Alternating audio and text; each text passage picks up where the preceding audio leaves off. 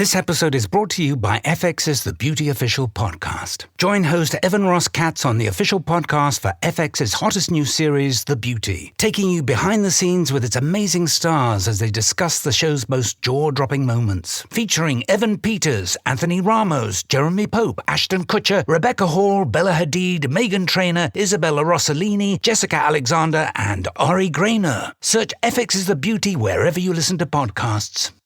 You know, a lot of people talk about the old and historic district and the grand old houses, but the first time I walked down King Street, my jaw dropped. There's very few places in America, maybe in the world, that have that quality of architecture. We've been on King Street since 1907. It's had some dark times, but King Street has been very important to Charleston. So King Street is kind of like the lifeline. It's the center of Charleston, literally and figuratively. I'm Aislyn Greene, and in this Unpacked mini, I'm taking you on a tour of some of the best and most historic places to shop on Charleston's iconic King Street. This is the third episode in a special 4-part Unpacked series that explores Charleston's deeper currents. We've unpacked its waterways and dipped a tine into the food scene. And this week, we're setting out on a sartorial safari, hanging out with jewelers at the city's oldest family-run jewelry business, and exploring a treasure trove of made-in-Charleston gifts. I start my King Street shopping journey at Dumas and Sons, one of the businesses that has watched King Street evolve since Dumas and Sons was founded in 1917. I enter and am greeted by CEO and co-owner Gary Flynn, who ushers me to a fitting room area filled with vintage mannequins and other clothing-related heirlooms. So Dumas and Sons, there's actually an M. His name was Mendel Dumas, and his sons, Abe and Joe, started a store on King Street back in 1917. So we're 108 years old now. So 3 generations of people attiring the men of Charleston. And David Dumas is my business partner. We're co-owners together. And it's his grandparents' store. They're the people who started it. I asked Gary to explain the layout and psychology of King Street, which feels like it has different personalities as you migrate up or down. If you were to rise above Charleston, it's a peninsula. And King Street runs right down the spine of the peninsula. So we're right dead center in the middle of it. And it's about 3 miles long where it's mostly retail. But there's 3 different distinct zones of King Street. There's Upper King, there's Middle King, and there's Lower King. And we sit in the middle part of King. And the middle part of King is mostly the clothing shops, mostly. Upper King is mostly restaurants and bars and nightclubs and whatnot.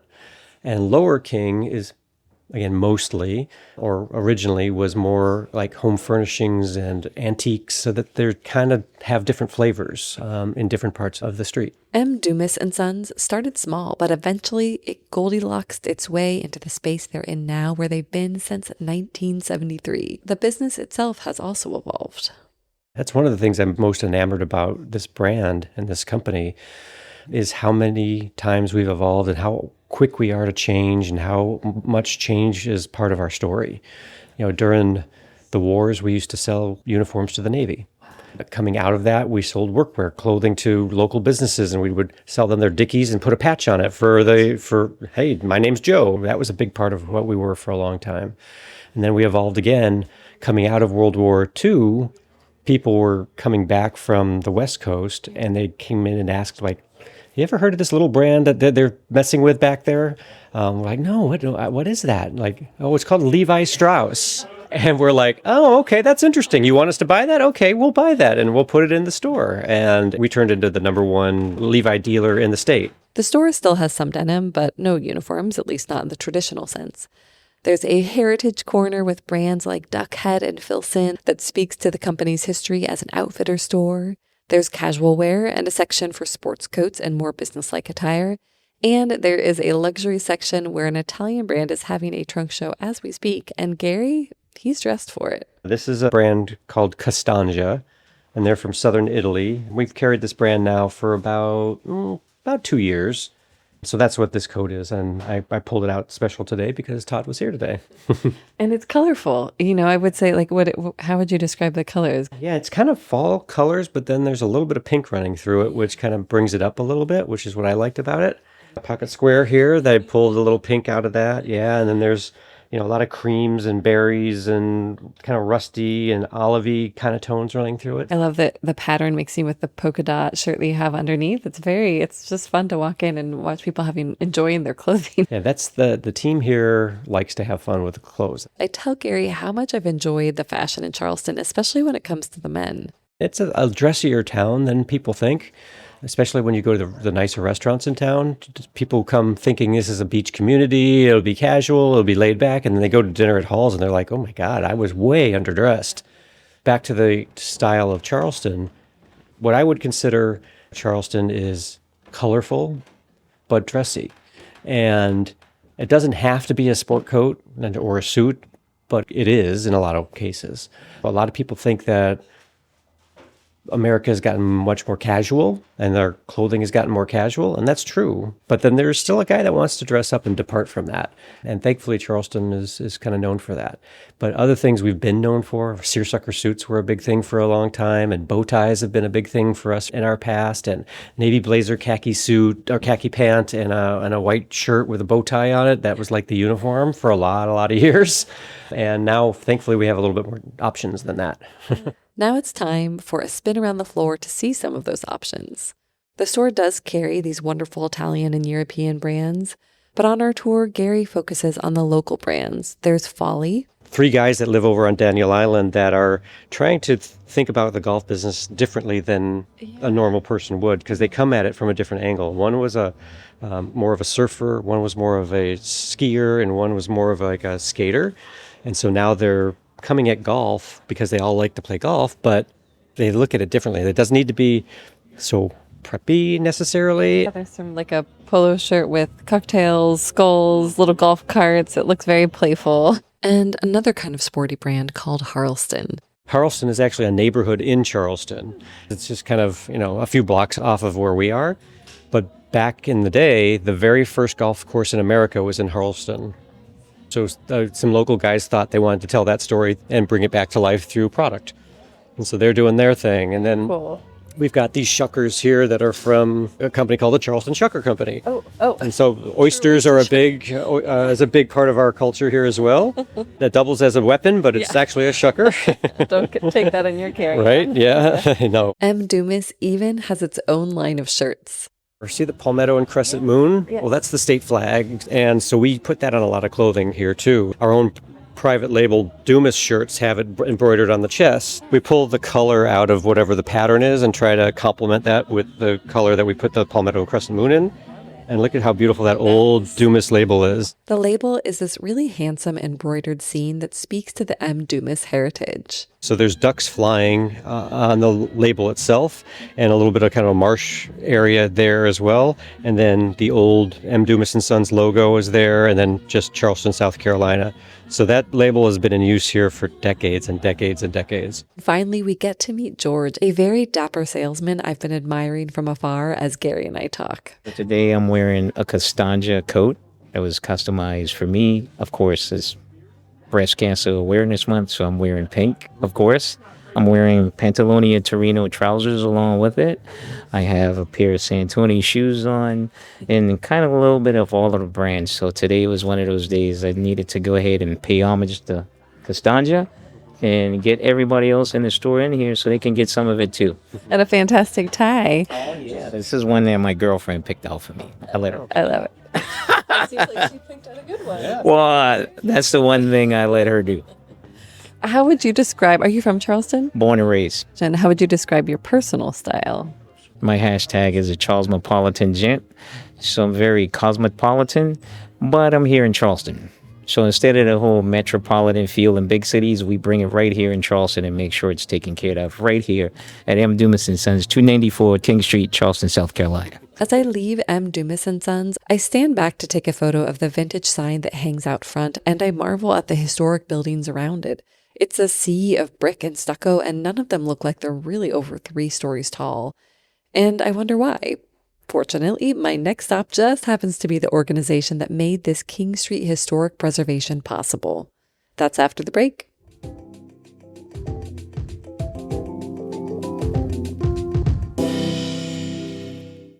It's football season, and you can now get almost anything you need for game day delivered with Uber Eats. What do we mean by almost? Well, you can't get a running back delivered, but you can get baby back ribs delivered. A strong defense? No. A strong deodorant? Yes. A six-pack of abs? Nope. Six-pack of beer? Yes. Get almost anything for game day delivered with Uber Eats, official on-demand food delivery partner of the NFL. Order now. Alcohol 21 plus and in select cities. Product availability varies by region. See app for details. This episode is brought to you by Indeed. Stop waiting around for the perfect candidate. Instead, use Indeed sponsored jobs to find the right people with the right skills fast. It's a simple way to make sure your listing is the first candidates see. According to Indeed data, sponsored jobs have 4 times more applicants than non-sponsored jobs. So go build your dream team today with Indeed. Get a $75 sponsored job credit at Indeed.com/podcast. Terms and conditions apply.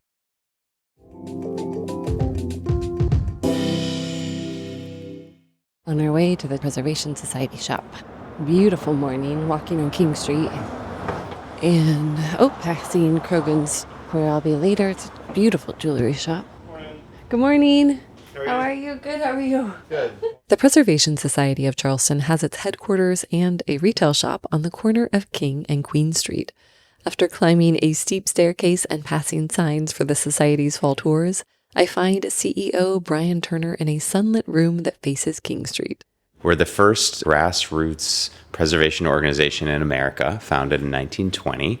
We celebrated our 100th anniversary a couple years ago, and we get involved in sort of critical land use issues facing Charleston. It's a very popular destination, but that, of course, brings along a lot of people who want to sort of profit from the amazing environment that we've created, as well as affect livability in the city. And so we advocate before boards and commissions for responsible and sustainable land use policies. Charleston was the first city in the United States to regulate its historic district way back in 1931. And that was in large part due to the efforts of Susan Pringle Frost, a women's rights activist and a real estate agent who founded the Preservation Society. Today, the organization has a variety of initiatives to protect against overdevelopment, climate change, and over-tourism. Things that threaten to really water down the experience that people get when they come here. And those initiatives are quite fascinating and travel-friendly. The type of traveler that I think is right for Charleston is somebody who wants to see sort of the behind the scenes and understand the real history. So right now, we actually just started our annual Fall Tours program where we're doing education around different themes. And we intentionally keep these tours small and curated to minimize impacts on our historic district, but really have an education forward approach to tell the stories behind the buildings.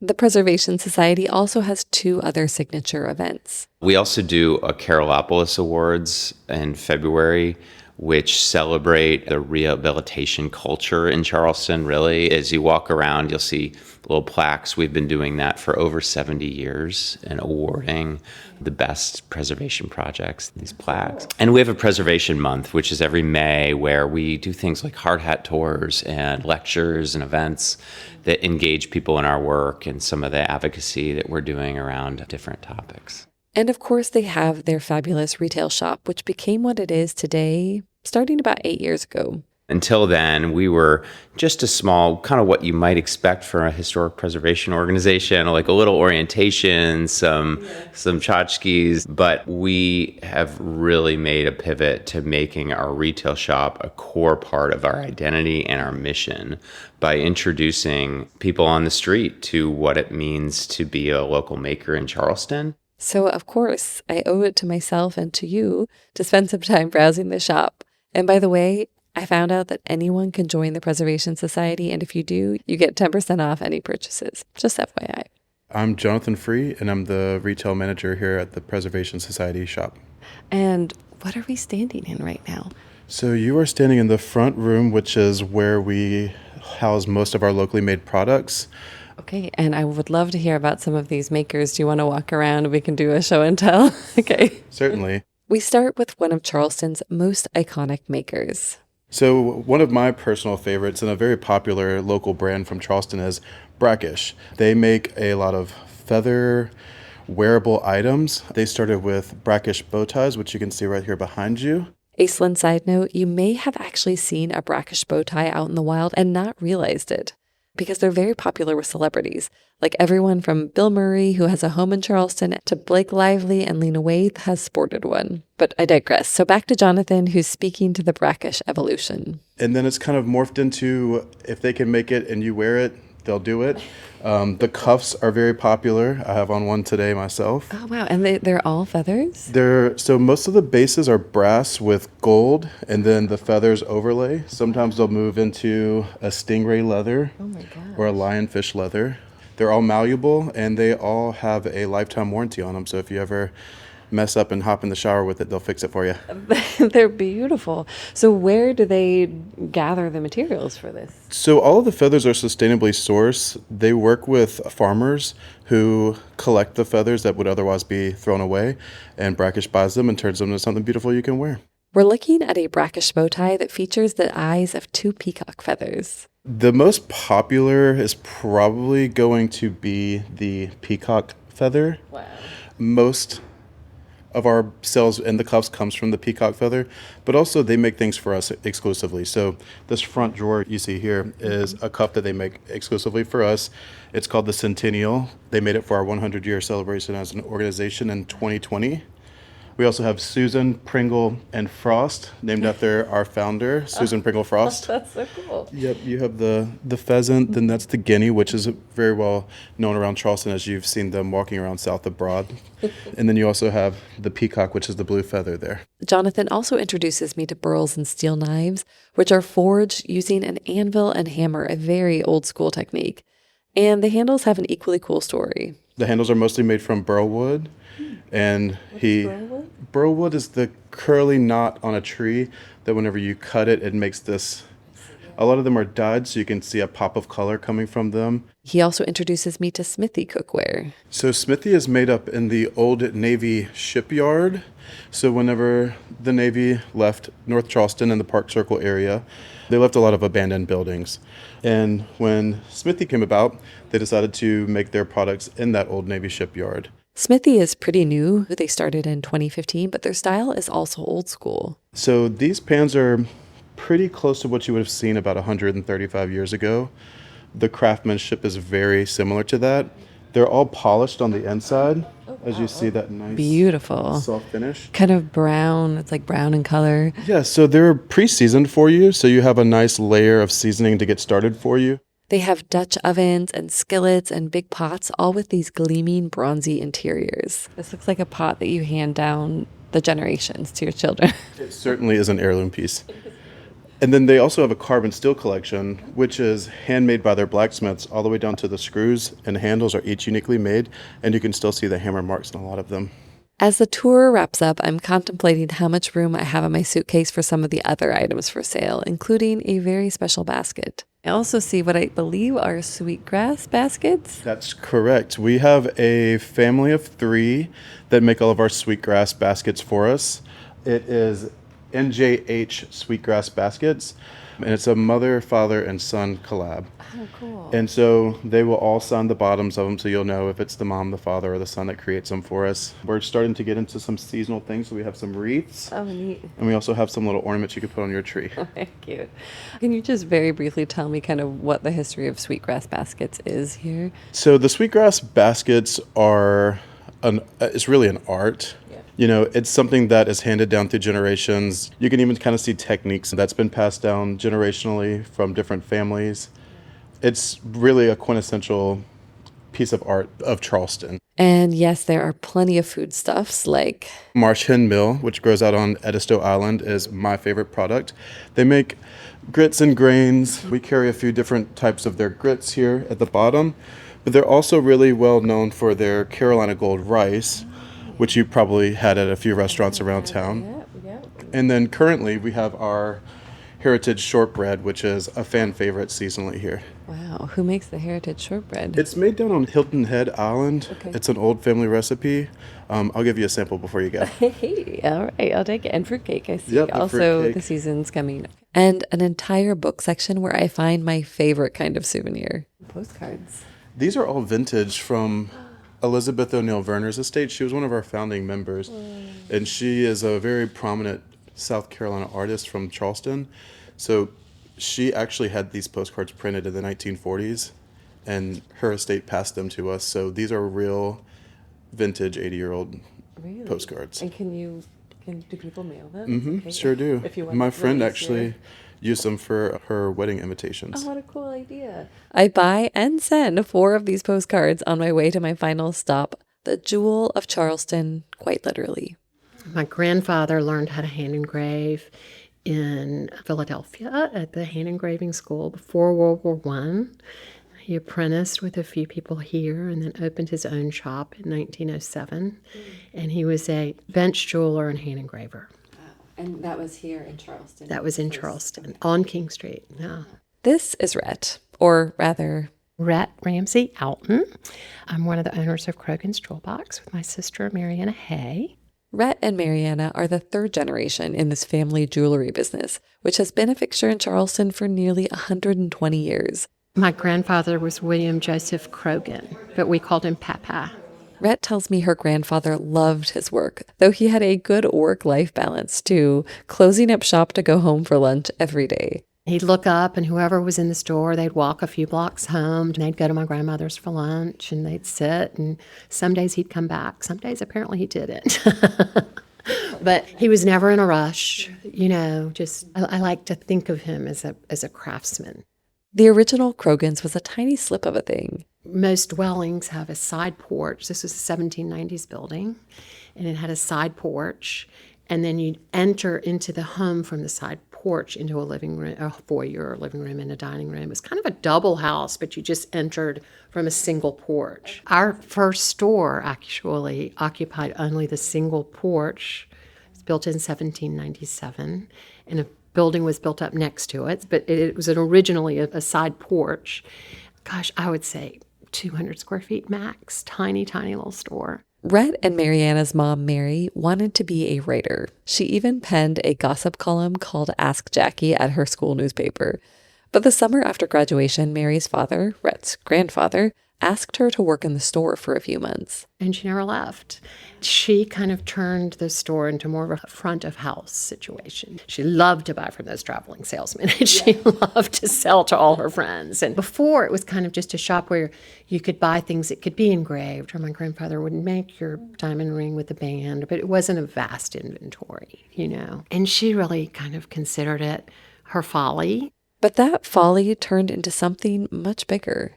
Mary decided she wanted to build a legacy business for her 4 children. Rhett and Mariana have 2 brothers, including George, who has Down syndrome. I found an article recently, and she said, it was always my folly. And then I had this really special, wonderful son. And I thought, he might need a place to go. I have to make this a business, a real viable business that can survive without me in case he needs a job one day. And that was her jumping off point to really get interested in the business of jewelry, not just the folly of it. I like to use that word. Yeah. She hired a few friends, and it's really grown in an amazing way in a pretty short time, in 1 generation. In contrast to her mother, Rhett has always known she wanted to be in the jewelry business. Do you remember your first significant piece of jewelry? I don't remember a time where I didn't have on a ring. Baby rings and baby bracelets. We just grew up wearing it all the time. The other thing about being in the family jewelry business is everything is for sale. One of my very favorite stories is getting a signet ring for it might have been my 15th birthday. It had our family crest on it. I was named after my grandmother, and her name was O'Hagan, very Irish name. So my name was Loretta O'Hagan. So I got the O'Hagan crest on a signet ring. It was a little bit, big for me, but I loved it.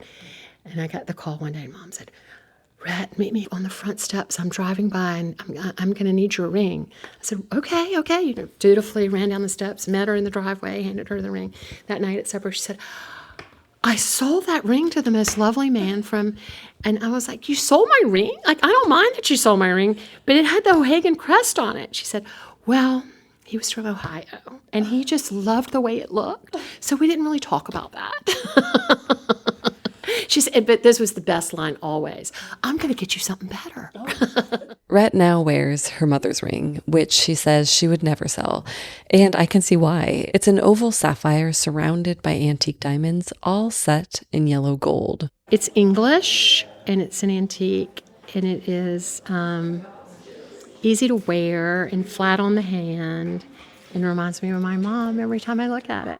And now she and Mariana run the business with the next generation, Mariana's 3 kids. The most exciting thing is the next generation. So my sister and I are 3rd generation, and then her 3 children work in the business, which is just the best. It makes it really fun to come to work. And they've made huge changes since that tiny King Street store. In June 2025, they opened the doors on their new flagship store, a 6,000 square foot 2-story building with ample space for their many employees, including their jewelers who we're going to meet next. Rhett and I were talking in her office, but then we move into this bright white jeweler's space, which to me looks much more like a science lab, and I am instantly obsessed. First, we meet the man who's incorporated some fascinating technology into his work. Jeff, who is here, he's making one of our famous Krogan's 3 across, low and tight flush diamond rings, and we've been selling some iteration of this ring for ever. Always start with the diamonds first, or whatever stones you're using. Put them where you want them and then build the ring around it. And then you print it out?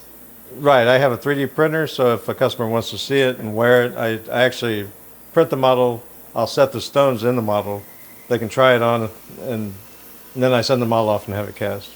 But it gives you the idea of exactly what it's going to look like on your fingers, the I think scale, and try it instead on. of that. Okay. Like, so instead of seeing a picture, you actually can hold it and feel it and touch it and know how it fits. Jeff shows me how he designs rings on his computer, a process that boggles my mind. But this program is ZBrush, and it's not your typical CAD program, because I can just take things, move stuff. Wow. Yeah, it's Wow. You just made a diamond look really wild and crazy. but, yeah, I can just pull things however I want them. You're adding prongs. No, I was just pulling Yeah, stuff. But it's complete freedom. But you see the beauty of having it go from that, which is, just an image, to actually what the ring is going to feel like on your finger. Once you've started casting in platinum or gold, you have so much invested in that piece. It's very hard to alter it. But so the technology is, Technology is incredible. desktop technology where I can take a digital model and make it physical reality. It's bonkers. In a 120-year-old jewelry store. And then we move to a more analog jeweler. Nicholas, who does the opposite of what Jeff does. Okay. Hello. I'm Aislyn. Nice to meet you. Nice to meet you. And so he... So Jeff does everything on the computer. I do everything by hand. So, this is a ring that I recently made for maybe one of Rhett's customers. So everything started out like this with just pieces of metal.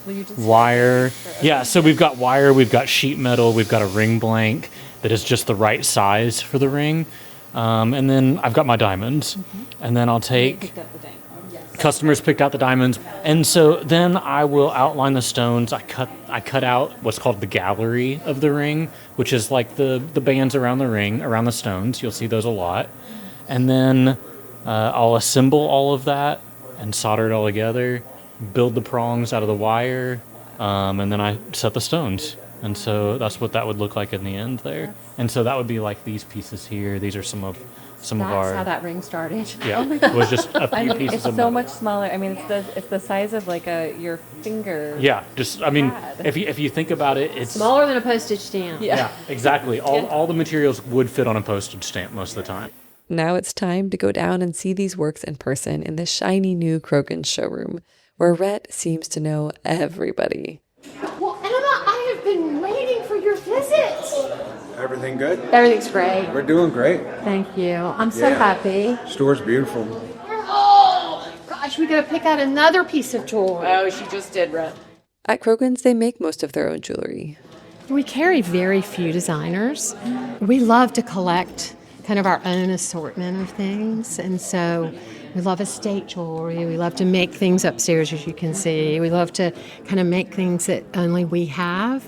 So we kind of lean in the designer world cautiously, One of the designers they carry is Temple St. Clair. And her mom actually lived in Charleston for a while. And one of her first trunk shows was here in Charleston on LeGree Street. One of her signatures is this big crystal amulet. It's rock crystal. And she does all kinds of different ones. And during COVID, I said to her one day, we've got about 25 employees, and everybody was so scared during COVID. We thought the world would shut down and nobody would ever buy another piece of jewelry again. My sister and I were chatting about what we could do for our employees. And I said, what do you have in your inventory that you could make for our employees as a gift for Christmas? Temple made a beautiful amulet with sapphires that are Krogan's signature blue. And so that got us thinking, wow, if you could make that custom just for us, could you create an amulet that was only for us, that we would only sell, that typifies Charleston? Oh. She called the next day. She said, I've already designed them. I'm so excited about it. And she created a pineapple gate. One of our famous houses has this pineapple on top of its gate. And she created that amulet to remind you of that.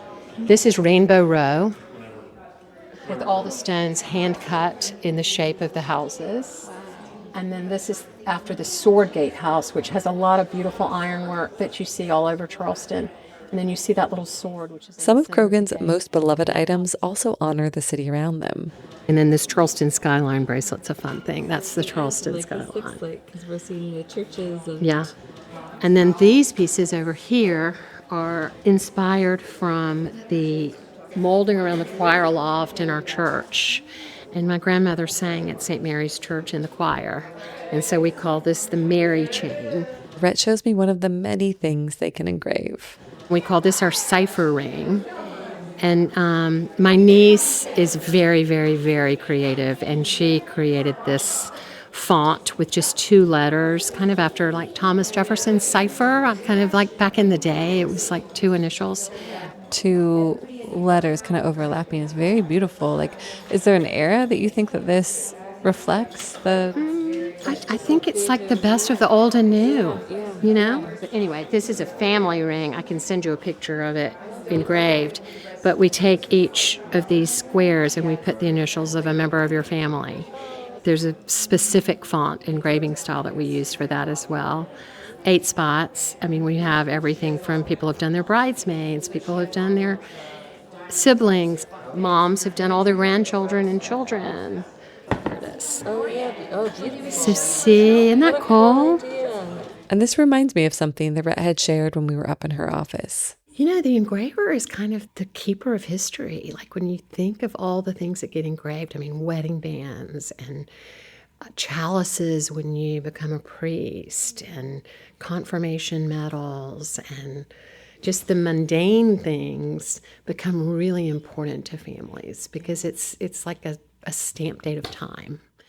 We don't have a lot of his pieces or a lot of hand-engraved things that he did, but the rest of Charleston does, so that's exciting.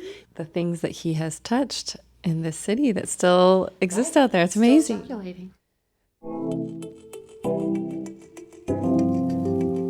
It so perfectly sums up how my time with these artisans has felt.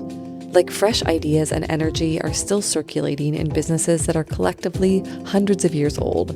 It's inspiring and personally quite creatively fulfilling. And, to be honest, it filled up my suitcase a bit. So the next time you're in Charleston, or maybe as the holiday season kicks into high gear, spend a little time exploring and maybe even supporting these small local businesses. We've included all the relevant links in the show notes. Join us next week for the last episode in this special Unpacked mini-series where we dig into Charleston's rich music and culture scene. We'll see you then.